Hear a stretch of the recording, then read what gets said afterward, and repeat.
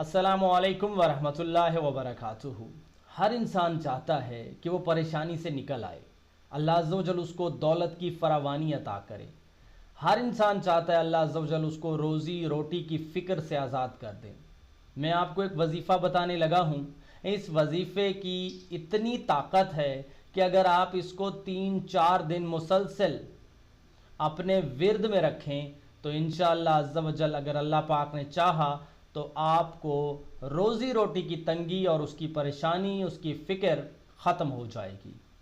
अल मालिको, अल्लाह अज़्ज़ व जल का नाम, इस नाम नामी को आप सुबह जब बेदार हों, बेदार होने के बाद नमाज फ़जर बाकायदगी से अदा करनी है। लेकिन नमाज फ़जर से पहले जब आप बेदार हों तो सिर्फ़ 300 दफ़ा इस नाम नामी को अव्वल आखिर 11-11 मरतबा दुरूद पाक के बाद विद करें।